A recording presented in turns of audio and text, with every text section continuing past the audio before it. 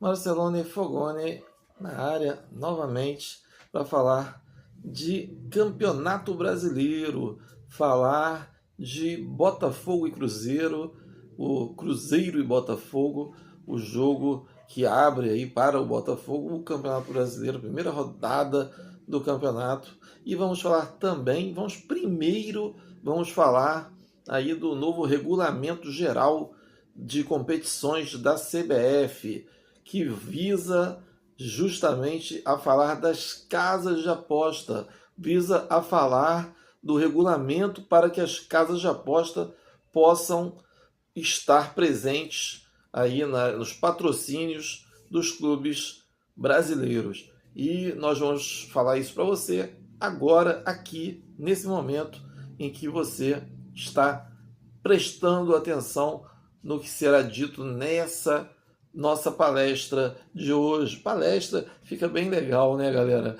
Então dê um like, acione o sininho e se inscreva no canal. Vamos lá? Então a CBF publicou aí a menos de 24 horas da estreia do Campeonato Brasileiro, da primeira partida, o RGC, né, que vem a ser o Registro Geral de Competições da CBF. Isso quer dizer o quê? Esse RGC vem aí com vários temas, vários artigos falando de casas de aposta. Particularmente eu não vou ficar lendo todos os artigos aqui para vocês, porque eu vou resumir, dar um resumo rápido o que a CBF pretende com isso. Ela pretende monitorar, né, ou até mesmo proibir casas de aposta que estejam envolvidas com manipulações de resultados ou que tenha qualquer coisa vinculada a isso, qualquer problema em relação a isso, faça propaganda nas camisas dos clubes de futebol, nas partidas organizadas por ela. E até mesmo estendeu isso para as federações de futebol restantes do Brasil. Tanto a confederação quanto as federações terão poder em proibir, e proibir a propaganda dos clubes nas suas camisas por casas de aposta que tenham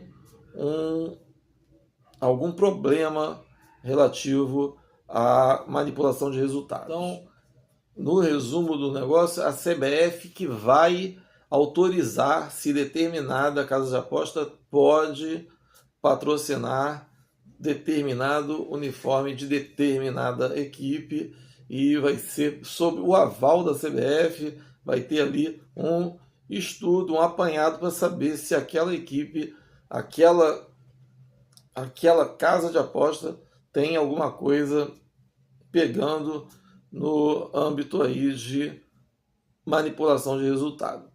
Agora nós vamos entender o porquê disso tudo. A CBF, com essa atitude, ela dá razão ao John Textor. Exatamente isso. A CBF, ela coloca um parágrafo em que ela diz que irá fazer exatamente o que o John Textor já vinha fazendo, que o John Textor vem acompanhando tudo com empresas que são especializadas nisso. Então, nesse parágrafo diz que a CBF poderá solicitar uma empresa especializada na detecção de manipulação de resultados. Ora as bolas, o que seria uma empresa que detecta manipulação de resultados a não ser uma empresa de inteligência artificial?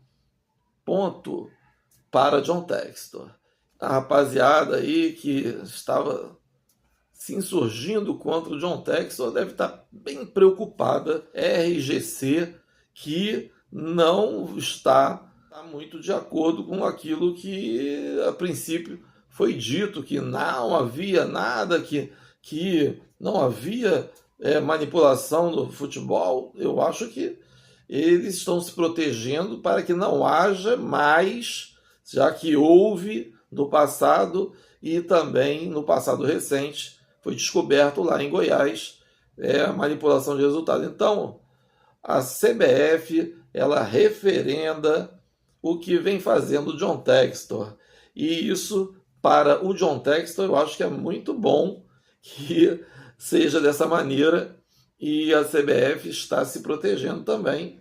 Isso também é bom para todas as equipes, inclusive para o nosso Botafogo. Luiz Henrique explica que depois da contusão ele está tendo dificuldade para entrar em forma novamente, mas que vai se empenhar e que vai fazer o possível para poder mostrar aí no Botafogo aquele futebol que todos nós sabemos que ele tem, mas que vem deixando a desejar nos últimos jogos, porque ele veio de parado e tal, aquele negócio todo, e ele deu essa explicação aí, e vamos acreditar que o Luiz Henrique realmente tenha a mostrar, e ele tem muito potencial e ele pode mostrar melhor do que ele vem fazendo. Em contrapartida ao que a CBF indica lá no seu novo regulamento de competições, o vice-presidente do STJD deu uma declaração, disse que inteligência artificial não